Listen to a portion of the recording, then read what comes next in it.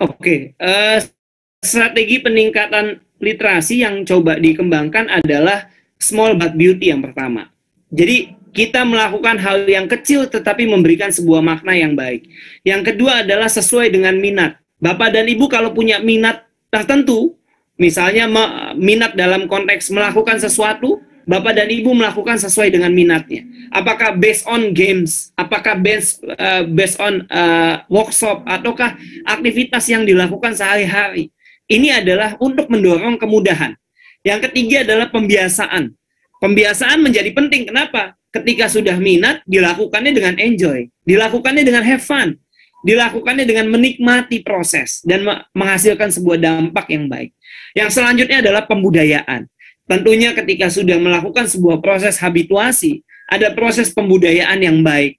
Dan ujung-ujungnya adalah bagaimana ini bisa menjadi gerakan atau menjadi ekosistem komitmen bersama, tidak hanya di sekolah, tidak hanya di masyarakat, di lingkungan, tetapi sebuah end-to-end proses yang dilakukan secara berkelanjutan. Ayo kita menulis. Menulis itu banyak manfaatnya loh. Salah satunya adalah dapat meredakan stres dan memperbaiki suasana hati. Jadi jangan malas menulis. Dengan menulis luar biasa ini. Ada Pak Amir sebagai koordinator perpustakaan Kemendikbud, itu juga mensupport kita semua untuk bagaimana kita bisa melakukan atau menciptakan sebuah karya-karya. Kami juga di Siamio Kitab in Language juga mendukung untuk bisanya tumbuh kembang membaca dan baik, menulis dengan baik. Ini rencana strategi marketing bahwa kita semua didukung oleh semua komponen, tidak bisa dipisahkan. Pemangku kebijakan, peserta didik, kepala sekolah, rektor, semuanya, semua komponen mendukung untuk mewujudkan ini semua. Dan dapat dilakukan dengan direct marketing, dengan media sosial, pendekatan non-formal, dan pendekatan interaktif yang baik. Ini desain logo dan tagline yang kami coba usung, Merdeka Literasi Indonesia, yang sebelah kiri itu ada kura-kura, melambangkan kekuatan, kekokohan, daya ingat yang tinggi, yang di sebelah tengah ada kacamata, yang menandakan bahwa ini adalah sebuah fokus yang baik. Dan di sebelah kanan ada burung hantu begitu, dan itu menandakan bahwa tidak mengenal usia dan tidak mengenal batasan. Sampai kapanpun kita harus melakukan sebuah kesadaran dan pengembangan literasi. Ini kerjasama dan kita harus melakukan branding dengan semua. Kami punya 7 Siamio Center dan semua institusi lainnya kita mesti melakukan kerjasama untuk membranding ini semua. Publikasi bersama tentunya. Ini kami mengucapkan terima kasih kepada BKHM. Kami sampaikan juga bahwa perpustakaan Kemendikbud begitu, ini dapat diakses walaupun layanan tatap muka, layanan visitnya tidak dapat diakses langsung begitu, tapi kita bisa mengakses dengan online, baik repositori, jurnal elektronik, ya, pustaka digital, Perpusdikbud, ya, jurnalnya baik yang nasional maupun yang internasional. Ingin meminjam buku, tapi tetap di rumah saja.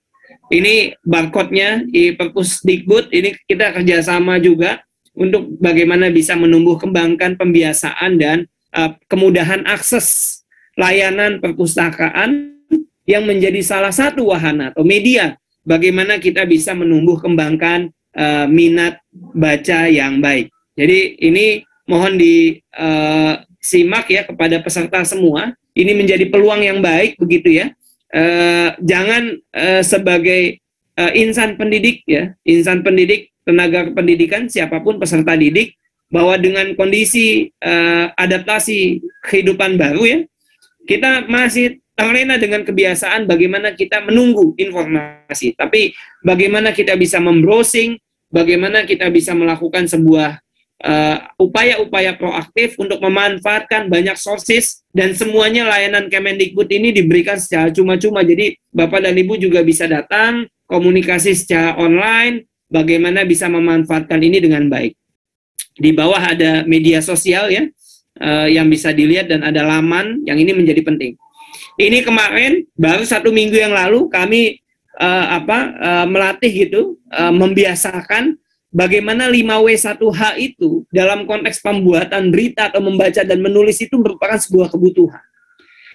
Make it simple, you must do something.